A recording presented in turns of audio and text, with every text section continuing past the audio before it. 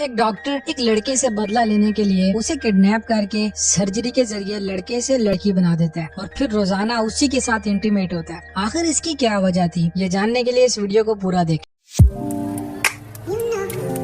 सबसे पहले हम एक सर्जन रॉबर्ट को देखते हैं जो कि स्पेन की एक लोकल यूनिवर्सिटी में लेक्चर दे रहा होता है। वो अपने स्टूडेंट्स को बताता है कि पूरी दुनिया में अभी तक सिर्फ 9 ही फेस ट्रांसप्लांट हुए हैं, जिनमें से 3 में रॉबर्ट ने भी हिस्सा लिया था। अब यहाँ से अपना लेक्चर फिनिश करने के बाद रॉबर्ट अपने घर जा रहा था। घर जाते हुए रास्ते में वो एक हॉस्पिटल की पार्किंग में जाता है। वहाँ वो एक बंदे को पैसों से भरा हुआ बैग पकड़ा के उससे ब्लड की एक बोतल लेता है। दरअसल रॉबर्ट को यह ब्लड इसलिए जरूरत था क्योंकि वो घर पे एक लड़की के ऊपर एक इलीगल एक्सपेरिमेंट कर रहा था। उस लड़की का नाम वेरा होता है। इस एक्सपेरिमेंट के बारे में रॉबर्ट ने किसी को कुछ भी नहीं बताया होता। वेरा को रॉबर्ट ने अपने घर के एक कमरे में बंद कर रखा होता है। वेरा के पास उस कमरे में चंद ही चीजें थी जिससे वो अपना दिल बहला सकती थी। वो उस कमरे से बाहर नहीं जा सकती थी। वो सारा दिन योगा करती, अपने कपड़ों को फाड़ के ड्राउनी डॉल्स बनाती। वो इस किस्म की उल्टी चीजें करके अपना सारा दिन गुजारा करती थी। वेरा की देखभाल के लिए घर पे एक गूंगी मेड भी थी और इसके अलावा भी अगर वेरा को कुछ चाहिए होता तो दीवार पे लगे वॉइस ट्रांसमीटर के जरिए वो रॉबर्ट की माँ से मांग लिया करती थी। रॉबर्ट घर आके अपने साथ लाया हुआ ब्लड वो एक मशीन में रखता है। मशीन में रखने के बाद वो अपने रूम में आता है। अपने रूम में लगे स्क्रीन पे वो सबसे पहले वेरा को देखता है क्योंकि वेरा के कमरे में रॉबर्ट ने एक हिडन कैमरा भी लगाया होता है। और सब कुछ ठीक देखकर फिर वो वेरा के कमरे में जाता है और ये डॉक्टर की रोजाना की रूटीन होती है। रोजाना ही वो अपने काम से आता, पहले उसको देखता, उसके कमरे की तसल्ली करता, फिर उसके पास जाता और जो अपना एक्सपेरिमेंट होता वो उस पे करता था। एक दिन जब डॉक्टर वापस घर आता है तो वो देखता है कि वेरा कैमरे से ऑपोजिट मुंह करके लेटी है और उसने किताब के पन्नों से अपना जिस्म जख्मी किया हुआ है। अब जब डॉक्टर उसके पास जाता है तो वो देखता है कि उसके जिस्म पे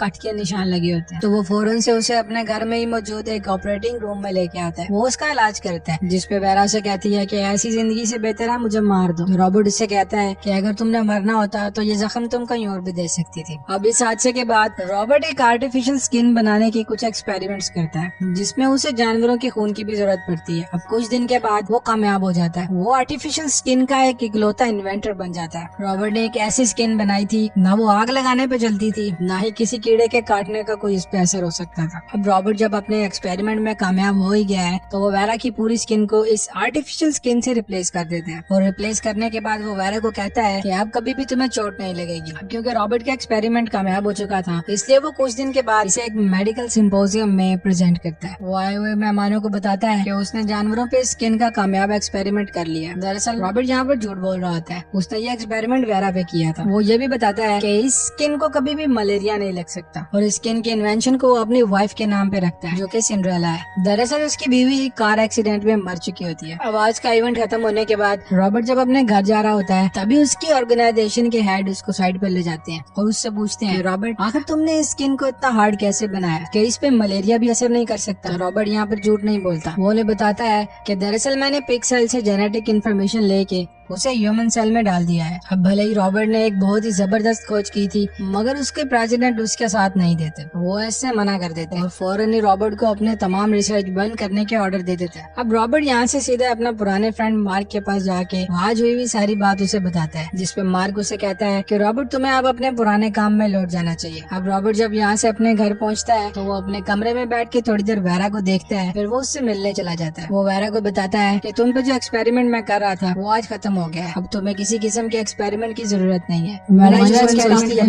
वो यहाँ से आजाद हो सकती है। ये सोच के वो रॉबर्ट के साथ इंटीमेट होने की कोशिश करती है। वो रॉबर्ट को सीड्यूस तो करती है मगर रॉबर्ट अनकंफर्टेबल फील करता है और वहाँ से चला जाता है। अब हम वेरेलिया को देखते हैं जो कि रॉबर्ट के पास आके उसे बताती है कि तुम वेरा को मार दो, ये बहुत खतरनाक है। जिसके जवाब में रॉबर्ट से कहता है कि आप घर के सारे नौकरों को काम से निकाल दें क्योंकि अब हमें इतने लोगों की जरूरत नहीं है। अब जब रॉबर्ट भी घर से चला जाता है और बाकी के नौकर भी वहाँ से चले जाते हैं तभी टाइगर के कॉस्ट्यूम पहने एक बंदा उसके घर पर आता है और घर की बेल बजाता है। तो ये उसमें मैरिलिया का बेटा जैका था। अब क्योंकि जैका ने अपना रूप बदला होता है इसलिए वो अपना बर्थ मार्क कैमरे में दिखा के अपना सबूत देता है और फिर फौरन से मैरिलिया बाहर आती है और वो उसे अंदर जाने से रोकती है मगर जैका उस घर के अंदर चला ही जाता है। मेरिलिया उसे किचन में बिठा के खाना देती है। अब इतनी देर में टीवी पे एक डकैती की खबर चल रही होती है। दरअसल जैका एक डकैत है और ये उस डकैती करने के बाद एक कार्निवल की भीड़ में छुप कर ही आया था। ये कॉस्ट्यूम इसने इसीलिए पहना होता है ताकि इसको पुलिस न पकड़ सके। और वो मेरिलिया से कहता है कि तुम रॉबर्ट से कह के मेरे फेस की सर्जरी करवा दो ताकि मैं पुलिस से हमेशा के लिए बच जाऊँ। मेरिलिया से कहती है कि रॉबर्ट ऐसा कभी भी नहीं करेगा,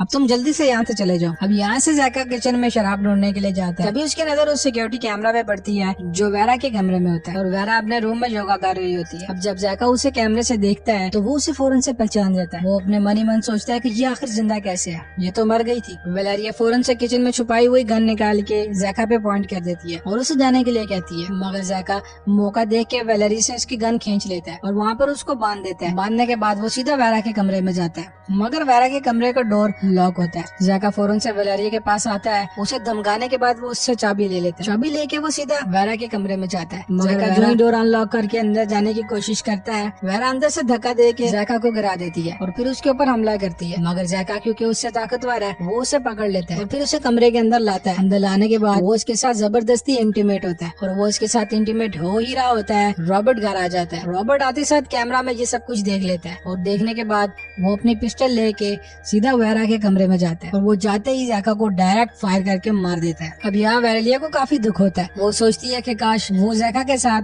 वेरा को भी मार देता। अब रॉबर्ट जैका की बॉडी को ठिकाने लगाने के लिए यहाँ से ले जाता है। तब वेरेलिया वेरा को जैका और रॉबर्ट के बारे में बताती है। वो बताती है कि रॉबर्ट और जैका ये दोनों सौतेले भाई हैं। दरअसल ये जैका उसे एक घर के नौकर से हुआ था और जब जैका पेट में था तो वो नौकर इसे छोड़ के भाग गया था, जबकि रॉबर्ट उसे उसके पुराने मालिक से हुआ था। उस मालिक ने रॉबर्ट को लेके अपनी बांझ बीवी को दे दिया था। वो सबको यही बताया था कि वो उनका अपना बेटा है। उसे ये कानूनी तौर पर उसके अपने पेरेंट्स थे, मगर क्योंकि वेलेरिया के दिल में अपने बेटे के लिए ममता थी इसलिए रॉबर्ट को ये खुद ही पालती है। तो आगे से वेरा उसे पूछती है कि जैका को ऐसा क्यों लगा था कि वो मुझे जानता है, जिसके जवाब में वेलेरिया से बताती है कि तुम रॉबर्ट की वाइफ सिंड्रेला जैसी लगती हो जिसकी मौत एक कार हादसे में हो गई थी। साथ में वो वेरा को ये भी बताती है कि जैका की परवरिश सड़कों पे हुई थी, वो अपनी माँ से दूर पला बड़ा है इसीलिए वो बिगड़ गया है। एक दिन वो पुलिस से छुपने के लिए भागता हुआ मेरे घर आया और मुझसे मदद मांगने लगा और तभी उसने रॉबर्ट की वाइफ सिंड्रेला को देख लिया और यहाँ इन दोनों को पहली नजर में ही एक दूसरे से प्यार हो गया था और कुछ दिन के बाद वो दोनों घर से भाग गए थे। मगर बदकिस्मती से रास्ते में उनकी गाड़ी का एक्सीडेंट हो गया था जिसमें जैका तो बच जाता है मगर सिंड्रेला का चेहरा बुरी तरह जल जाता है। तभी रॉबर्ट अपनी वाइफ सिंड्रेला को किसी तरह घर उठा कर ले आता है और लाने के बाद घर के सारे शीशे उठा के बाहर फेंक देता है ताकि सिंड्रेला अपना चेहरा ना देख सके। और एक दिन सिंड्रेला की बेटी बाहर बैठी लॉन में गाना गा रही थी। तभी सिंड्रेला अपने बेड से उठ के जब खिड़की की तरफ जाती है, शीशे में वो अपना अक्स देखती है, वो खुद को देख के चिल्लाती है क्योंकि उसका चेहरा इस कदर खौफनाक हो गया था और वो फौरन से उसे खिड़की से कूद के अपनी जान दे देती है। और बाहर बैठी उसकी बेटी जब ये सब देखती है तो वो उस दिन सदमे में चली जाती है। अब जब वेलेरिया वेरा को ये सब कुछ बता रही होती है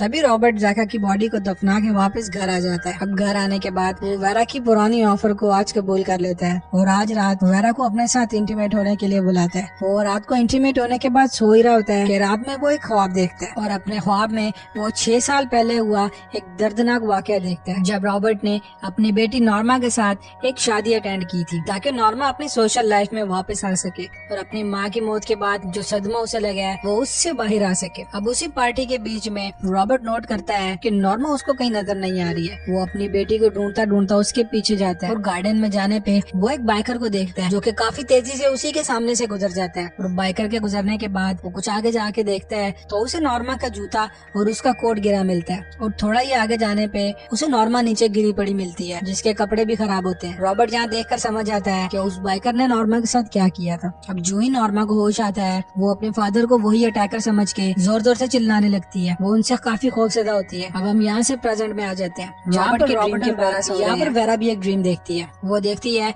कि विंसेंट नाम का एक यंग लड़का अपनी माँ के साथ एक बुटीक पे काम कर रहा है और वो रात में एक पार्टी अटेंड करता है। उस पार्टी में विंसेंट की और नॉर्मा की मुलाकात होती है। उस मुलाकात में विंसेंट नॉर्मा के साथ फ्लर्ट करता है। वो उसे अपने साथ बाहर गार्डन में ले जाता है। गार्डन में जाने के बाद नॉर्मा को गर्मी लगना शुरू हो जाती है। नॉर्मा उस गर्मी की वजह से अपना कोट और अपने जूते उतार देती है मगर विंसेंट उसे एक सिग्नल समझता है कि शायद नॉर्मा उसके साथ इंटीमेट होना चाह रही है और वो नॉर्मा को किस करता करता एक दरख्त के नीचे ले जाता है। वो उसके साथ और भी क्लोज होने लगता है। शुरू में तो नॉर्मा रिएक्ट नहीं करती, पर धीरे धीरे जब नॉर्मा को फील होता है कि बात बढ़ गई है तो वो रेजिस्ट करती है और वो चीखना शुरू हो जाती है। तभी विंसेंट उसके मुंह पे हाथ रख देता है। तभी नॉर्मा विंसेंट के हाथ पे काट लेती है और विंसेंट यहाँ उसको जोर जोर से थप्पड़ मारने लग जाता है। इसमें नॉर्मा बेहोश हो जाती है और विंसेंट फौरन से यहाँ से भाग जाता है। और उसके भागते हुए रॉबर्ट ने जब उसे देखा था तब उसके बाइक की नंबर प्लेट रॉबर्ट ने देख ली होती है। अब यहाँ से सीन शिफ्ट होता है और कुछ दिन के बाद विंसेंट जब अपने बाइक पर कहीं जा रहा होता है तो रॉबर्ट उसे अपनी कार से हिट करके वहाँ से रोड पे गिरा देता है। रॉबर्ट फौरन से उस पर एक बेहोशी का इंजेक्शन शूट करता है जिससे विंसेंट वहीं पे बेहोश हो जाता है और रॉबर्ट उसे उठा के अपने साथ ले जाता है। वो उसे अपने घर के एक पुराने गैराज में बंद कर देता है और यहाँ पे विंसेंट जब भी चिल्लाता था तो रॉबर्ट उस पर ठंडा पानी डाल के उसे टॉर्चर करता था। वो उसे खाने में सिर्फ चावल और पानी देता था।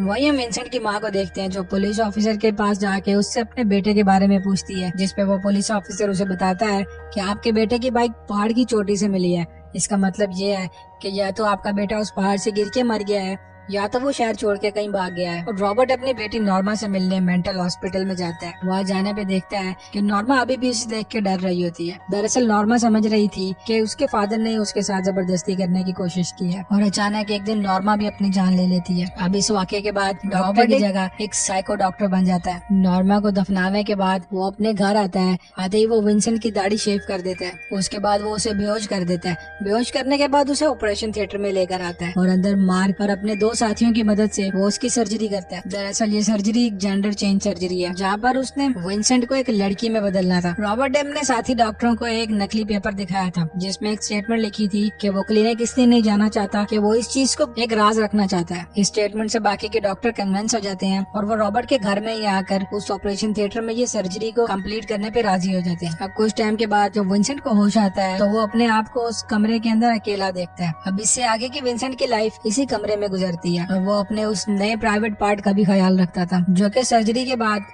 रॉबर्ट ने उसे दिया होता है। अब जैसे ही वो प्राइवेट पार्ट वाला एरिया ठीक होता है उसके बाद रॉबर्ट धीरे धीरे उसके सारे पार्ट्स को बिल्कुल लड़कियों जैसा करता है। वो उसे औरत वाली चेस्ट और एक हाई पिच वाली वॉइस देता है और रॉबर्ट उसे एक फुल सूट ला कर देता है ताकि उसकी स्किन सेफ रहे और उस स्लिम सूट से उसकी नई बॉडी को एक अच्छी शेप दी जा सके। अब एक दिन विंसेंट रॉबर्ट पे हमला करके वहाँ से भागने की कोशिश करता है मगर रॉबर्ट इस सब का इंतजाम पहले से करके बैठा होता है। वो जो ही डोर पे जाता है तो दरवाजा लॉक होता है। तभी पीछे रॉबर्ट अपनी गन लेकर आ जाता है और वो विंसेंट को वापस रूम में जाने का कहता है और आखिर वो उसको खुद ही उठा के उसके रूम पे छोड़ आता है। अब कुछ दिन के बाद उसकी सर्जरी की फाइनल स्टेज पूरी होने पे हम देखते हैं कि रॉबर्ट ने उसे अपनी वाइफ सिंड्रेला की शक्ल दी होती है और वो उसका नाम वेरा रखता है। स्टार्ट में तो वेरा रॉबर्ट की दी हुई हर चीज को खराब करती थी। वो मेकअप को दीवारों पे लगा के जाया करती थी और रॉबर्ट के दिए हुए सारे कपड़ों को फाड़ के वो उससे डरावनी डॉल्स बनाया करती थी और अपने आईलाइनर से वो दीवारों पे अपने साथ हुए इस वाकये के बारे में लिखा करती थी। और उसके पास अपनी एंटरटेनमेंट के लिए सिर्फ एक ही टीवी होता था जिससे वो अपना वक्त गुजारती थी। और कुछ दिन के बाद रॉबर्ट अपनी माँ वलेरिया को इस घर में बुलाता है ताकि वेरा की देखभाल की जिम्मेदारी भी पूरी हो जाए। अब यहाँ से स्टोरी प्रेजेंट में आती है जहाँ पर रॉबर्ट और वेरा काफी खुशी खुशी अपनी जिंदगी गुजार रहे होते हैं। अब एक दिन वेरा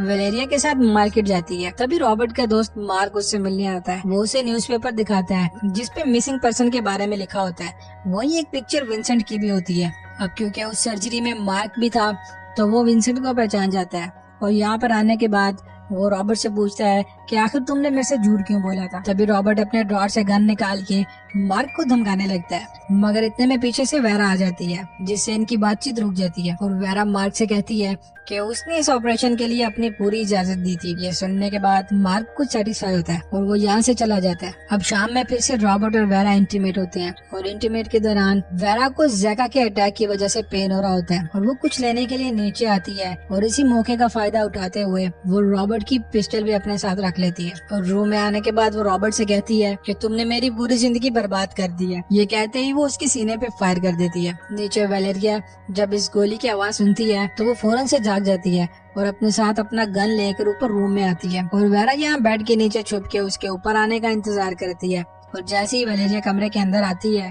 तो वेरा उसे भी गोली मार देती है।